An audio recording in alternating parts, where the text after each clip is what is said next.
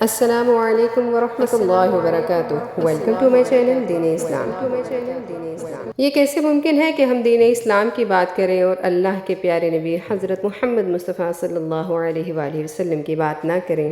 آج ہم ایک بہت ہی خوبصورت موضوع پہ بات کرنے والے ہیں، اور وہ یہ ہے کہ آمد محمد مصطفیٰ صلی اللہ علیہ وآلہ وسلم، یعنی جب اللہ تعالیٰ نے اپنے پیارے نبی کو اس دنیا میں بھیجا تو کیا سما تھا، کیا کیفیت تھی، کیا حالات تھے، اور کیا کیا معجزات دیکھنے کو ملے، کیا کیا شہادتیں تھیں جو پوری ہوئیں، اور کیا کیا مناظر تھے جو دیکھنے کو ملے، کس طرح آپ صلی اللہ علیہ وآلہ وسلم اس دنیا میں آتے ہی انسانوں کے لیے رحمت کا باعث بنے۔ اگر آپ یہ سب کچھ جاننا چاہتے ہیں تو اس ویڈیو کو آخر تک ضرور دیکھیے گا۔ اس چینل پہ نئے ہیں تو اس چینل کو سبسکرائب کر دیجیے، بیل آئیکن کے بٹن کو دبا دیجیے تاکہ آپ کو میری آنے والی ہر نئی ویڈیو کی آگاہی حاصل ہو سکے۔ دیکھتے ہیں کہ کیا منظر تھا، کیا ماحول تھا جس میں آپ صلی اللہ علیہ وآلہ وسلم تشریف لائے۔ صبح صادق کا وقت ہے اور پیر کا دن ہے، کائنات ایک نئے دن کی ابتدا کرنے کو ہے، پرندے چہچہا رہے ہیں اور روشنی اندھیرے کو مٹا رہی ہے، سورج اپنی چمک سے دنیا کو روشن کرنے والا ہے۔ عرب میں بہار کا موسم ہے، وہ موسم جس میں پھول کھلتے ہیں، سبزہ اگتا ہے، ہر چیز کھلی کھلی اور خوبصورت ہوتی ہے اور تازگی کا احساس دیتی ہے۔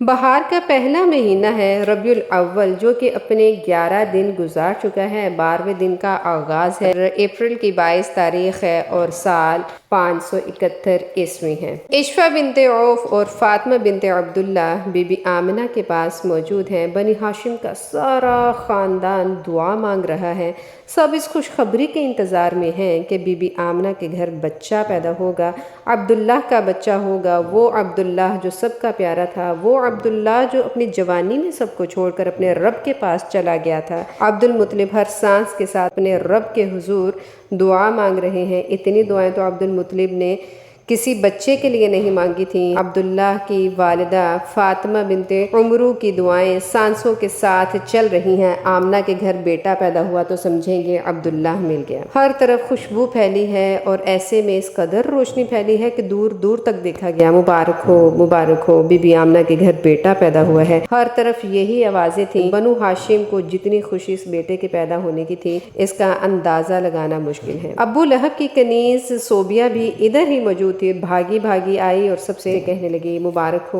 ہو، آمنہ کے گھر بیٹا پیدا ہوا ہے، عبداللہ کا بیٹا پیدا ہوا ہے۔ اپنی کنیز کی آواز سن کر ابو لہب نے بھتیجا پیدا ہونے کی خوشی میں صوبیہ کو آزاد کر دیا۔ رسول اللہ کا کمال دیکھیں کہ دنیا میں آتے ہی غلاموں کو آزادی نصیب ہونے لگی۔ یہ کیسا یتیم پیدا ہوا ہے جو یتیموں اور بے بس لوگوں کے لیے اللہ کی رحمت بن کر آیا ہے۔ صوبیہ کی خوشی کی کوئی حد ہی نہیں ہے۔ غلامی سے آزادی ملنا عرب میں زندگی ملنے سے سب سے بڑی خوشخبری تھی۔ دیکھا جائے تو اس وقت قصرہ بادشاہ جو کہ ایک پرشین کنگ تھا، اس کے محل کی 14 برجیاں گر گئیں۔ ایران کے سب سے بڑے قدح کی 1000 سال سے روشن آگ بجھ گئی۔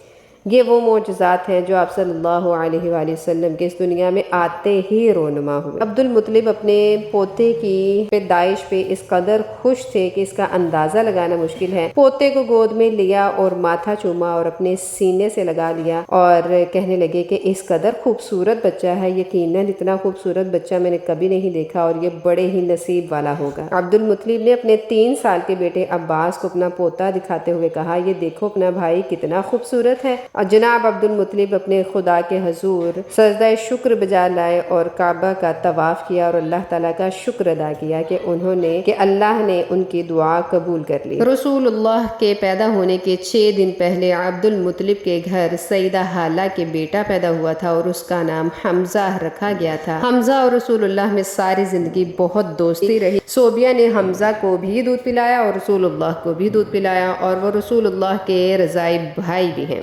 رسول اللہ کے پیدا ہونے کے 7ویں دن حضرت عبد المطلب نے قریش کو دعوت دی اور رسول اللہ کے سر کے بال اتروائے اور بالوں کے وزن کے برابر سونا صدقہ کیا۔ عبد المطلب سب سے مبارکباد وصول کر رہے ہیں۔ آنے والے مہمانوں نے پوچھا کہ بنی ہاشم کے سردار نے اپنے پوتے کا نام کیا رکھا ہے؟ عبد المطلب نے کہا، میرے پوتے کا نام محمد صلی اللہ علیہ وآلہ وسلم ہے۔ قریشی سردار بولے یہ نام تو آپ کے خاندان کے ناموں سے بہت مختلف ہے۔ عبد المطلب نے کہا مجھے یقین ہے کہ میرا پوتا بڑی عزت پائے گا، دنیا جہاں میں اس کی تعریف کی جائے گی، اسی لیے میں نے اس کا نام محمد رکھا۔ قرآن مجید میں رسول اللہ کے 2 ناموں کا ذکر ہے، محمد اور احمد۔ رسول اللہ کی ایک حدیث ہے بہت ہی خوبصورت، جس میں آپ صلی اللہ علیہ وآلہ وسلم نے اپنے ناموں کے بارے میں بھی بتایا اور فرماتے ہیں میرے 5 نام ہیں، محمد، احمد، ماہی، حاشر اور عاقب، اور میرے بعد کوئی نبی نہیں۔ میرا نام محمد ہے اور میرا نام احمد ہے، لہٰذا یہ دونوں ہی نام بہت خوبصورت ہیں۔ اپنے بچوں کے نام کوشش کرنی چاہیے کہ اچھے نام ہم رکھیں اور اچھے معنی والے نام رکھے جائیں، کیونکہ ناموں کا اثر بھی شخصیت پر ہوتا ہے۔ اور محمد اور احمد یہ اتنے خوبصورت نام ہیں کہ جس دسترخوان پہ یہ اس نام کے بچے بیٹھے ہوں وہاں پہ برکت رہتی ہے، جس گھر میں یہ نام ہو، بچوں کے نام ہو، اس گھر میں اللہ تعالیٰ کی رحمت رہتی ہے، اور بار بار ان کو ان کے ناموں سے بلایا جائے تو اس نام کی برکت کا اثر بھی ہوتا ہے اور بچے بڑی اچھی شخصیت کے مالک ہوتے ہیں۔ دیکھتے ہیں کہ اب وہ کون کون سی شہادتیں تھیں جو دیکھنے کو ملی۔ جس صبح رسول اللہ صلی اللہ علیہ وآلہ وسلم پیدا ہوئے اس دن ایک یہودی مکہ میں پہاڑی پر چڑھ کر زور زور سے کہنے لگا، قوم قریش کیا تمہارے ہاں آج کوئی بچہ پیدا ہوا ہے؟ لوگوں نے کہا ہمیں معلوم نہیں۔ یہودی کہنے لگا، قریش میں جو بچہ پیدا ہوا ہے وہ اللہ کا آخری نبی ہے۔ اللہ کے نبی موسیٰ علیہ السلام نے جس ستارہ کے بارے میں بتایا تھا آج رات وہ طلوع ہوا ہے، اور یہ وہ ایک نشانی تھی، وہ ایک شہادت تھی، وہ ایک گواہی تھی جو اسی وقت لوگوں کو ملی۔ یہودیوں میں ایک علم نجوم بہت زیادہ تھا اور وہ لوگ ستاروں کا بہت علم رکھتے تھے، تو ستاروں کا علم رکھنے کی بنا پر کیونکہ وہ ستاروں کی گردش کو دیکھتے رہتے تھے اور ان میں سے کسی کو معلوم تھا کہ موسیٰ علیہ السلام نے یہ گواہی دی ہے، تو اس نے دیکھا کہ آج رات ایک وہ ستارہ طلوع ہوا ہے جس کے بارے میں حضرت موسیٰ علیہ السلام نے ذکر کیا تھا کہ جب یہ تارہ آسمان پر یہ تارہ طلوع ہوگا تو اس دن اللہ تعالیٰ اپنے آخری نبی کو اس دنیا میں بھیجے گا۔ رسول اللہ کی پیدائش اور ان کے والدین اور ان کی ہجرت کی اور آپ صلی اللہ علیہ وآلہ وسلم کی ہجرت کی ساری تفصیل آپ سے آنے والی پہلی آسمانی کتابوں میں بھی موجود ہے۔ رسول اللہ کے والدین کا نام، ان کے یتیم پیدا ہونے کا ذکر ان کتابوں میں بھی موجود ہے، ٹھیک ہے، اور یہ یقیناً یہ سب اللہ کے حکم سے ہی ہے۔ اللہ کے کسی بھی نبی نے اپنے سے کبھی کوئی بات نہیں کہی، اور اللہ کو یہی منظور تھا کہ لوگوں کو بتایا جائے کہ اللہ کا آخری نبی، اللہ کے محبوب، اللہ کے پیارے محبوب حضرت محمد مصطفیٰ صلی اللہ علیہ وآلہ وسلم ابھی اس دنیا میں تشریف لائیں گے۔ تو یہ گواہیاں، یہ شہادتیں اللہ تعالیٰ پہلے انبیاء کرام کے ذریعے بھی لوگوں کو پہنچاتے تھے، اور اسی بارے میں ایک اور گواہی موجود ہے جو حضرت حسان بن ثابت سے ہے۔ حضرت حسان بن ثابت نے 120 سال کی عمر پائی، اور اس میں 60 سال ایمان لانے سے پہلے اور 60 سال ایمان لانے کے بعد۔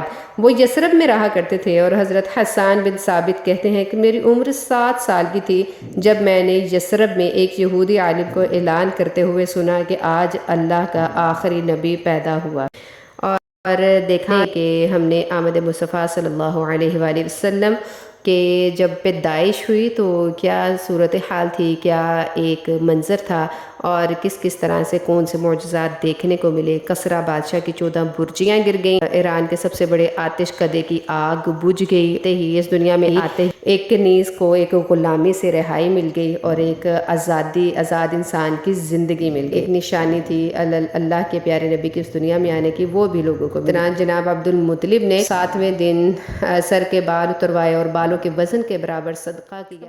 اگر آپ رسول اللہ کی زندگی کے بارے میں مزید جاننا چاہتے ہیں تو آپ اس سلسلے کے ساتھ جڑے رہیے، انشاءاللہ ملیں گے اگلی ویڈیو میں، تب تک کے لیے اللہ حافظ۔